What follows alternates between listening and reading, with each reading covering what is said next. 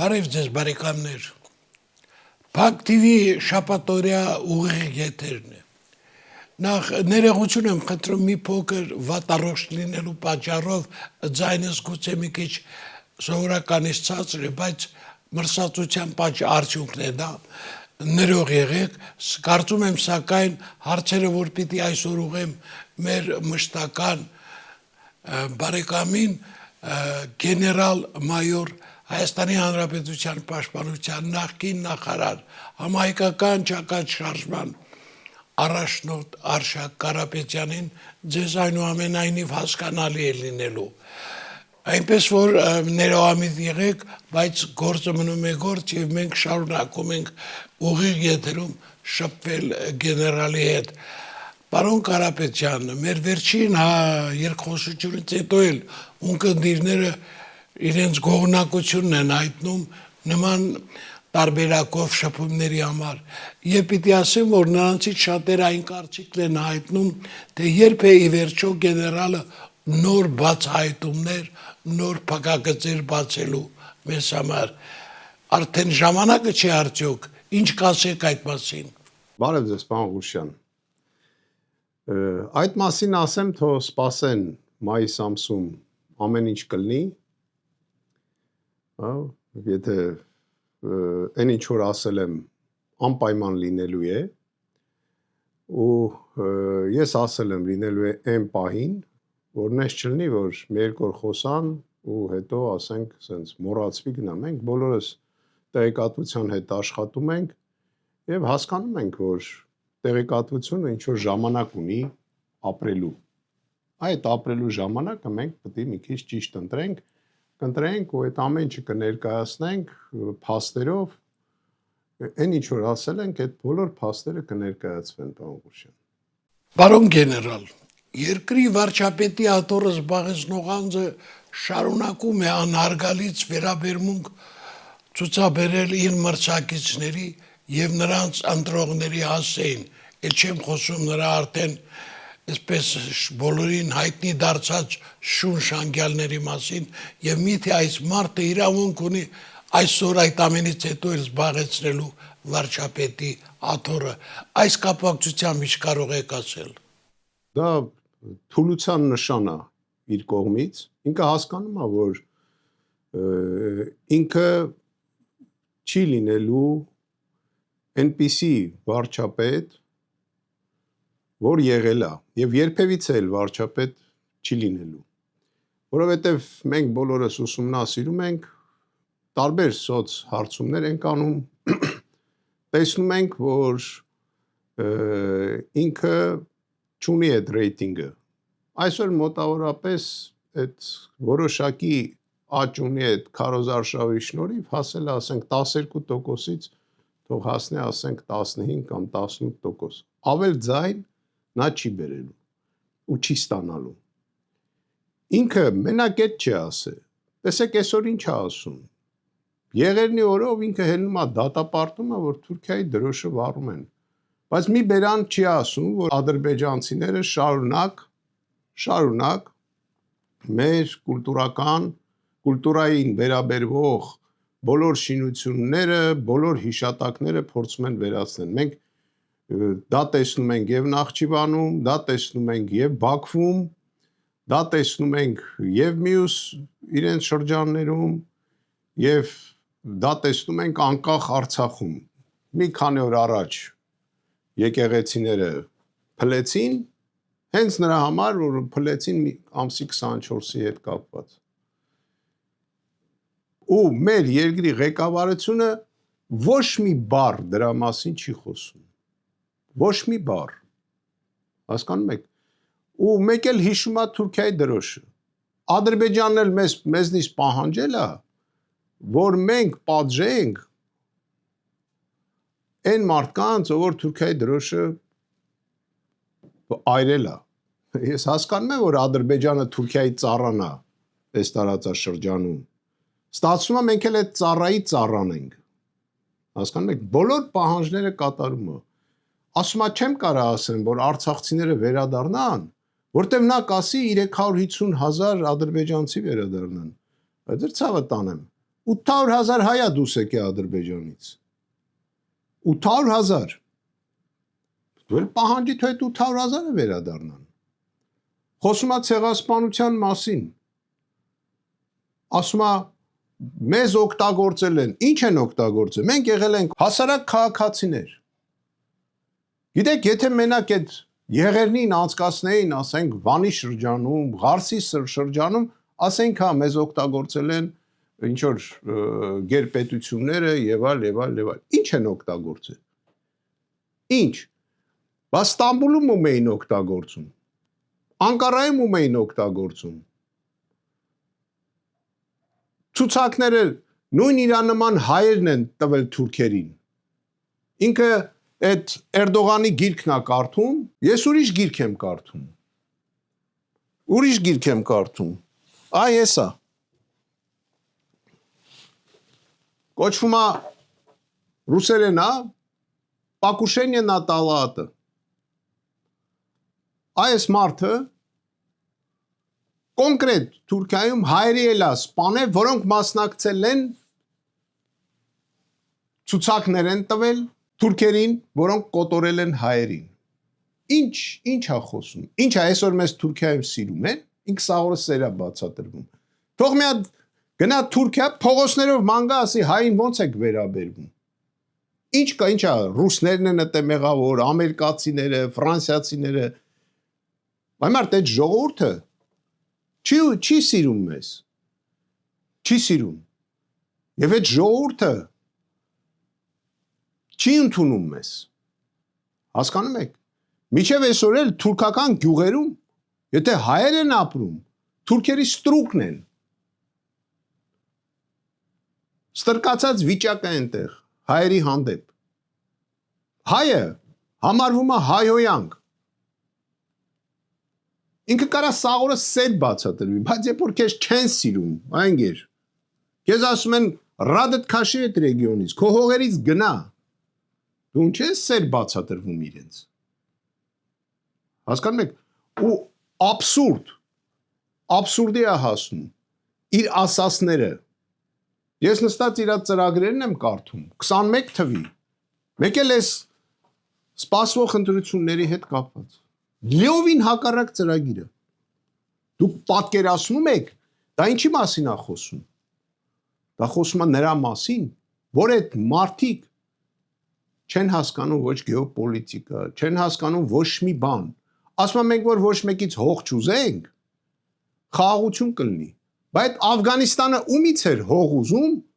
որ ես 70 տարի է ով ասես ընդեմ մտնում էր։ Ինձ բացատրեք,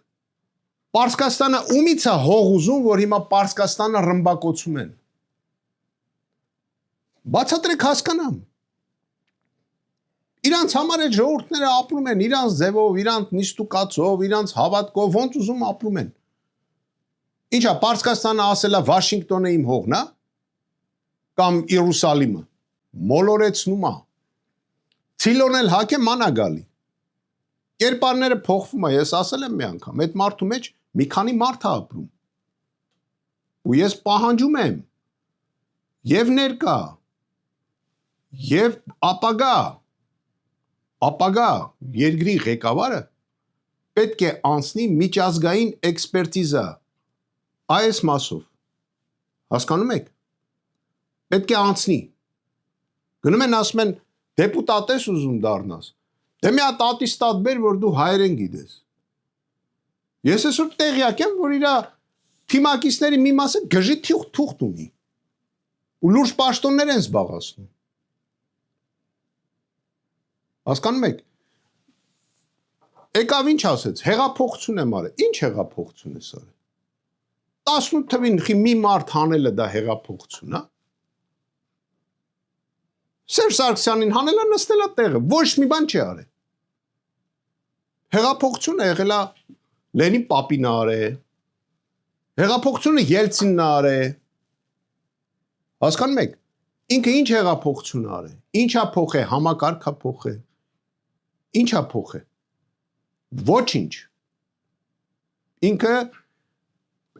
ուղղակի հայտնվել է, ոնց ասեմ, այն պահին, այն տեղը, որ այսօր դարել է երկրի ղեկավար ու սաղ օրը բանա, մոռացել է, որ ինքը արդեն ժուրնալիստ չի։ Մոռացել է։ Հասկանում եք։ Շատ վտանգավոր բաներ է ստացվում Հայաստանին։ Իրա խաղաղությունը խաղաղություն չի։ Կզած խաղաղությունը չի կարա բերի խաղաղության։ Ինչ թուղթել հիմա ստորագրի, չի կարա բերի խաղաղության։ Սահմանադրությունը փոխում է ի հաճույքս Ադրբեջանի։ Ուզում է փոխի։ Ուզում է վերարտադրի, ինքը հասկանում է։ Եթե ինքը հիմա չեղավ ամսի 7-ին, հունիսի 7-ին, դրանից հետո չեղավ վարչապետ, չեմ ուզում ասեմ իր հետ ինչ կլինի, մենք բոլորս գիտենք դա։ Այդ մարդը այնքան բաների ունի պատասխան տալու։ Ինքը չի հասկանում։ Չի հասկանում։ Ամբողջը ջարդում է զինվորականների վրա։ Այսօր զինվորականները ամենաանպաշտպան մարդիկ են Հայաստանի Հանրապետությունում։ Ես էլ կվերադառնամ իր հեղափոխությանը, պարոն Ղուշյան։ Կվերադառնամ եւ կխոսեմ դրա մասին։ Թե մենք ինչ ենք անելու։ Պարոն գեներալ, ես պիտի ասեմ, որ դուք կուսակցության պատվավոր նախագահ Վարդան Ղուկասյանը, ում հետ դուք միասին գնում եք առաջիկա ընտրություններին, բավականին այսպես մերկացնող փաստեր ներկայացնում ներկա իշխանությունների հետ կապված, բայց պատասխան չկա, այսինքն լռությունը դա համաձայնության նշան է, լավ որքան կարելի է այս ամենը հանդուրժել։ Ինքը այնքան բաներ արել, որ հիմա ով ինչ էլ ասի, մեր ժողովուրդը պետք է հասկանա, արածներով պետքա տեսնի, հասկանում եք, ինչ է արել, արել է այն, որ այսօր Հայաստանի քաղաքացու վրա, այնքան հսկող մարմին կա, քաղաքացին չի կարում ազատ փողոցով ման գա, քաղաքացին չի կարում արտահայտի իր կարծիքը, եթե արտահայտես, նույնիսկ Facebook-ում լայք դրեց, պաշտոնից հանում են, պատկերացնում եք, երբևիցե Հայաստանի Հանրապետությունում եւ նույնիսկ ժողովրդական պետությունում, ոչ մի ժողովրդական պետությունում չի եղել այդ դեմոկրատիա խոսում, ինչ դեմոկրատիա, Facebook-ում լայք ես տենում, պաշտոնից հանում ես, կոմենտ ես տենում, ընկնում ես շորշոփի մեջ, հասկանում եք, իրա մասին այնքան բաները ասվե, պարոն Ղուշյան, ես ուզում եմ ասեմ, մենք ինչ ենք անելու, մենք այդ երկրում կարգ ու կանոն ենք հաստատելու, երկրի վարչապետը, որը որ ծախսում է ամենամեծ գումարը Հայաստանի Հանրապետությունում եւ պլանավորում է այդ գումարի ծախսումը, իրավունք չունի իր ենթակայության տակ ունենա քննչական ծառայություններ, իրավունք չունի ունենա ազգային անվտանգության ծառայություն, ու մենք պետք է այնպես համակարգ ստեղծենք, որ այդ ոչ թե այդ մարդիկ ծառայեն անձի, որ ինք իր պաշտոնին մնա, այլ պետք է դրանք իրոք լինեն վարչապետից անկախ 100%։ Մենք պետք է անցնենք սահմանափակ նախագահական կառավարման ձևի։ Ինչ ենք անելու։ Ես իմ ելույթի ժամանակ ասացի, այդ հակակոռուպցիոն կոմիտեն փակելու ենք, որտեվ դա կոռուպցիայի դեմ պայքարի համար չի, դա մի հատ դուբինկա է ժողովրդի վրա։ Հիմա էլ սա ժողովուրդը որ դեկլարացիա գրի, ցանկացածի տուն կանան գնան, ասեն սխալ ես գրել։ Մեր ժողովուրդը պատրաստ չի դա դաստիարակված չի։ Դա պետք է առաջի դասանից մարդը սովորի դեկլարացիան ինչ է, դպրոցում պետք է սովորի, որ հետո դու դա մտցնես։ Հասկանում եք։ Այսօր, ասենք 70 տարեկան մարդը ինչ դեկլարացիա գրի, ո՞նց է գրել, նասկի բջջային հեռախոս չի կարող օգտագործի։ Հասկանում եք, դες ծուղակ է։ Ու պետք է ամնիստիա հայտարարվի Հայաստանի Հանրապետությունում։ Պետք է արգելվի 10 տարից ավել ինչ որ, չգիտեմ, հարցի քննարկումը կամ քրեական ինչ որ դաշտանելը։ Պետք է լուծարվի ազգային անվտանգության ծառայությունը այսօրվա ձևով, չպետք է այդպես լինի։ Պետք է կառուցվի արտաքին հետախուզություն, այդ արտաքին հետախուզության ենթակայության տակ պետք է անցնի հակահետախուզության վարչությունը։ Ու պետք է ազգային հետախուզություն ունենա սեփական քննչական մարմին, որը միայն ու միայն պետք է զբաղվի հասկանում եք ինչ հարցերով։ Գործ չպետք է ունենա ոչ քրեական, ոչ կոռուպցիա, ոչ մի բանի հետ։ Դա իրանց գործը չի։ Այդ դատախազության եւ քննչական ծառայությունների եւ ոստիկանության օֆիսները պետք է ռեգիոններում փակել 2 միլիոն ժողովրդի վրա, այդքան ոստիկան, այդքան քննիչ, այդքան դատախազ պետք չի, ամեն քաղաք մի հատ դատախազ ունի։ Մեր ամենամեծ քաղաքը, ինչ ասեմ, թող լինի ասենք 150,000 մարդ, թող լինի 200,000 մարդ, 200,000 մարդի վրա ոնց կարա լինի համ դատախազություն, համ քննչական ծառայություն, համ ոստիկանություն, համ վերստուգիչ մարմիններ եւ այլ եւ այլ եւ այլ։ Հասկանում եք, պետք է փակվի, բանակը պետք է վերակառուցվի, բանակում պետք է փակվի այդ ռազմական ոստիկանությունը, ուղղակի պետք է լուծարվի։ Պետք է լինի միայն ու միայն, ասեմ այնպես, որ հասկանան, պարեկային ծառայություն, կոմենդանտская служба։ Պետք է զինվորական դատախազը հանվի քաղաքացիական դատախազի ենթակայությունից եւ պետք է ենթարկվի միայն ու միայն պաշտպանության նախարարին։ Եվ զինվորական քննչական ծառայությունը պետք է ստեղծվի ռազմական տրիբունալ, զինվորական տրիբունալ, որը պետք է քննարկի, քննի այն հանցագործությունները, որը վերաբերվում են զինված ուժերին։ Զինված ուժերը պետք է անկախ լինեն քաղաքացիականներից։ Երկրի պաշտպանության նախարարը պետք է առնվազն ունենա բարձրագույն ռազմական կրթություն։ Մենք չենք կարա այդ քաղաքացիական այդ շոուներին, ինչ ենք ասում։ Ասում ենք զինվորականը իրավունք չունի զբաղվի քաղաքականությունով։ Ինչ են արել։ Սա քաղաքացիականներին բերել լցրել են պաշտպանության նախարարություն։ Իրանք են այդ քաղաքականությունը տանում այդ զինված ուժերում։ Դե թող փորձի մի գեներալ հիմա ելնի Նիկոլի դեմ խոսա։ Կամ կարծիք ունենա, լավ, խոսալ իրավունք չունի։ Թող մի հատ իրանք հիմա իմանան, որ մի գնդապետ, մի լեյտենանտ Նիկոլի կողմ չի։ Տես ինչ կանեն։ Չեղավ քաղաքականություն։ Ում են ծառայում, չգիտեմ։ Դատական համակարգը։ Ինք իրա բերանով ասում, Հայաստանի Հանրապետությունում չկա մի դատավոր, որ իմ ասածը չանի։ Այդքան ծառայություններ ունի Հայաստանում, նարկոմանիան, սպանությունները, ամեն օր սպանություն կա։ Ամեն օր, այսօր էլ եմ նայում, նույնիսկ այսօր կա սպանություն։ Այն այգում դիակ ենք թե ինչ-որ։ Կողոպուտներ, թալաններ, եւ այլ, եւ այլ, եւ այլ, եւ այլ։ Որովհետև մարդիկ զբաղված են սպասարկելով մի մարդու, որ ինքը մնա իր պաշտոնին։ Այն էլ ցիլոն հակած ժողովրդի մեջ մանագալի ասում է ես լավն եմ։ Ես դες խաղաղություն եմ բերել։ Մեր ժողովուրդն էլ խափում է։ Չի հասկանում, որ այդ խաղաղությունը մեզ բերել է նոր ցեղասպանության։ Ու ինչ վերաբերում է կոռուպցիայի հետ պայքարի։ Ես ձեզ ասեմ, իրենք պայքարում են գիտեք ինչի դեմ։ Որ ասենք մեկը գալի մտնում է կաբինետ, ինչ որ փող է տալի։ Կամ ինչ որ մի բան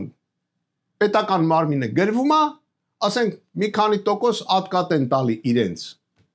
Չնայած դրա դեմ չի կարում պայքարի։ Բայց մի հատ նայեք իրանց հակու կապից, նայեք ինչ տներ են արել, ինչ կվարտիրաներ են արել։ Բայց այդ փողերը որտից։ Որտից։ Այդ ուր գնաց սսկվեց բրիլյանտի գործը։ Այդ կանտրաբանդան։ Ու կարամ տես թվարկեմ, հասկանում եք։ Կարամ թվարկեմ,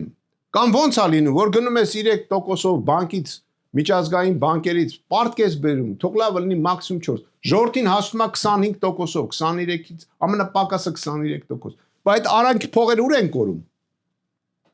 Ով է այդ փողերը վաստակում։ Իսկ միջազգային հանրությունը կաշառքը տալիս է գրանտերով, ինքը գնաց $1 միլիոն փող ստացավ։ Դա կաշառքի ձև է։ Կաշառքի ձև, ասում են, արի մի հատ լեկցիա կարդա, մենք ես 30,000 եվրո փող գտնանք։ Անունները կարամ տամ, ով է գնացել այս ընթացքում լեկցիաներ կարդացել։ Այդ իրա կարդացած, այդ անգրագետի կարդացած լեկցիան ինչ պետք է լինի, որ 30,000 եվրո փող են տալի։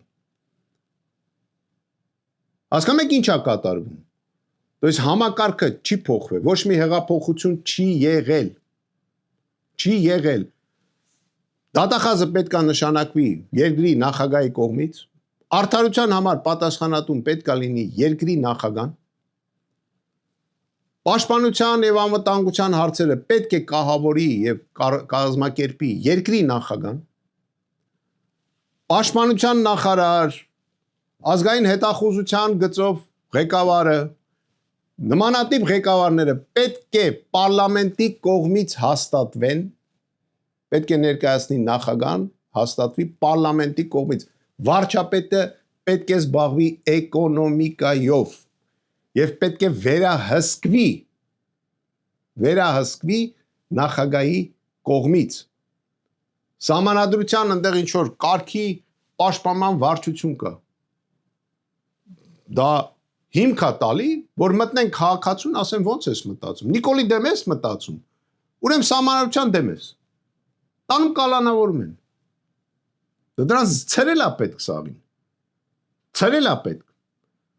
Այդ ոնց է, որ ասենք Ֆրանսիայում չկա տենց բան։ Գերմանիայում չկա տենց բան։ Ինչ հանդես սահմանադրությունը սաղորը խախտում են։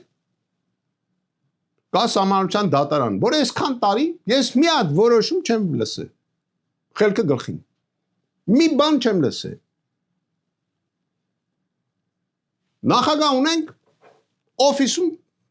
կայֆեր է անում, պատավատով գալիս է, ախրանայով գալիս է գնում է։ Ու ես կասեի հետևյալը. երկրի ղեկավարը պաշտոնից հետո պետք է միայն այդպես այդ ախրաննիկներ ունենա մինչև մյուս ընտրությունները 5 տարի հետո ինքն էլ իր ընտանիքի անդամներն էլ պետք է դառնան հասարակ քաղաքացի եւ պետք է իրենք գնան ու կարգելեմել մասնավոր ան, թողնենց աշխատեն, որ իմանան, որ հետո առանց թիկնազորի են լինելու, որ կարողանան ժողովրդի մեջ ման գան։ Պետք է հելնի մի հատ պրոսպեկտով մենակ մատենադարանից հասնի մինչև ձկան խանութ։ Մենակ։ Դենամ կհասնի, քանի օքի կթքեն վրեն։ Ասեմ, որ վերլուծաբանների կարծիքով էլ այդպես է, որ Հայաստանի Հանրապետությունում լրջորեն վտանգված է ժողովրդավարության գաղափարը։ Այսինքն միթե այսօր կարելի է ասել, որ մեզ մոտ ստեղծվել է այնպիսի վիճակ, որ ժողովրդավարական իրավիճակի մասին խոսելը դառնում է ավելորդ։ Ով որ ասում է Հայաստանում դեմոկրատիա կա, կամ գժի թուղթ ունի, ես ձեզ ասեմ, կամ էլ ստախոս է։ Ես պիտի ասեմ, որ Գյումրիում տեղի ունեցած վերջին հանդիպումը ընտրողների հետ Նիկոլ Փաշինյանի թիմակիցների ցույց տվեց, որ երկրի վարչապետը չի վայելում մեծամասնության, այսպես ասած, հովանավորությունը, մարդիկ հիասթափված են եւ կարելի է ասել, որ գնալով ոչ միայն ընկնում է վարչապետի վարկանիշը, այլ մասնակիցների այդ ճնշող մեծամասնությունը, որ այդ օրը հավաքվել էր Գյումրիում, դրանք հիմնականում ոստիկանական զորքերի ներկայացուցիչներ էին, քաղաքացիական հագուստով կամ էլ Երևանից Փաշինյանի հետ եկած նրա թիմակիցներից շատերը։ Համամիտեք այս գնահատականի հետ։ Մենք տեսնում ենք, բարձուն մարդկանց են բերում, ինչ որ բաներ են խոստանում, ասում է փող են բաժանում ինչ որ որոշ օպոզիցիաներ, ինչ որ մարդկանց է կալանավորում, կներեք, բա որ դու մարդուն ասում ես, եթե իմ կողմը չքվեարկես, պաշտոնից կհանեմ, դա ինչա կոռուպցիա չի, կարեմ հարյուրավոր օրինակներ բերեմ։ Անուն ազգանուններով, ուղղակի չեմ ուզում հիմա ես դա ասեմ, որ այդ մարդկանց իրոք վնաս չտան, իրանք գնալու են իր դեմ քվեարկեն։ Հասկանում եք։ Դե թող փորձի, նորից եմ ասում, թող փորձի ինչ որ մի ժեկի պետ գազանանոցի տնօրենը հելնի ասի ես Նիկոլի դեմ եմ։ Տեսեք ինչ կլինի։ Գազանանոցի երևի կենթանները կորփանան։ Հասկանում եք։ Չկա ոչ մի ժողովրդավարություն, չկա ոչ մի բան, չկա մի մարդ որ չագուչը վրա դրոշը կապում մանա գալի ժողովրդի մեջ, ինքը մենակ մեր ժողովրդի վրա է կարողանում կալանավորել, ժողովրդին զգուշացնել, օպոզիցիային վախեցնել, մենակ է, մենա Ադրբեջանը ամեն օր չափալախ է տալի, միջազգային չափալախ։ Ուղղակի չափալախ։ Սա օրը չափալախ ենք ուտում։ Թող մի հատ այդ երկրից դուրս գա գնա հասարակ մի երկիր տուրիստականով։ Գնա միտեղ որտեղ ադրբեջանցիներն նստած ու ինքը ասի ես հայ եմ։ Ու կտեսնեք այդ առամարանքը։ Ասում է հետները ուզում ենք խաղաղության պայմանագիր կնքենք։ Խաղաղության պայմանագիրը այդպես չի լինում։ Հավասար պայմանավորությունները լինում է երկու թասիբով մարդկանց մեջ։ Եթե մեկը անթասիբ է, հավասար պայմանավորություն չի լինում։ Ու դա բերելու ավելի peace կոնֆլիկտի։ Ու ես այն օրն ասեցի, չկա ժողովրդավարություն։ Հայաստանում ծաղկում է կոռուպցիան։ Ծաղկում է։ Երկու պետություն, ասենք Ադրբեջանն ու Հայաստանը պայմանավորվել են, որ Ադրբեջանը մեզ նավթ է մատակարարում։ Հարց եմ տալի, ով է որոշել, որ նավթը ներկրում է այդ բիզնեսմենը։ Ով է դա որոշել։ Ինչի է այդպես որոշվի։ Եթե պետությունը ինչ որ նման բան է բերում ներս, նա պիտի տենդեր հայտարարի։ Բացի դրանից, այն բիզնեսմենը, ով Ադրբեջանուց, ադրբեջանցիներից նավթ է առնում, ինքը դավաճան է։ Դա պոնչիկ չի։ Դա գինի չի առնում։ Ինքը ստրատեգիական ռեսուրս է առնում Ադրբեջանից, որի հաշվին Ադրբեջանը պահում է իր զինված ուժերը, որը պատրաստում են հարձակվել այսօր միայն ու միայն Հայաստանի վրա։ Փաստացի ֆինանսավորում է։ Մեր ժողովրդից փողը հավքում է, տալիս է Թուրքին, ադրբեջանցուն։ Նա էլ գնում է ավտոմատ առնում, գնում զենք առնում, անօթաչու թռչող սարք առնում նույն Իսրայելից։ Չեղավ դավաճանություն։ Իհարկե եղավ։ Այդ թող սպասի, ես վստահ եմ, որ մեր ազգի մեջ նման մարդիկ կան։ Այսօր էլ կան։ Թող սպասի։ Եղավ, շնորհակալություն։ Սիրելի բարեկամներ, համահայկական ճակատ շարժման առաջնորդ գեներալ-մայոր Հայաստանի Հանրապետության պաշտպանության նախկին նախարար Արշակ Կարապետյանն էր մեր զրուցակիցը։ Այսօր այսքանը, ցտեսություն։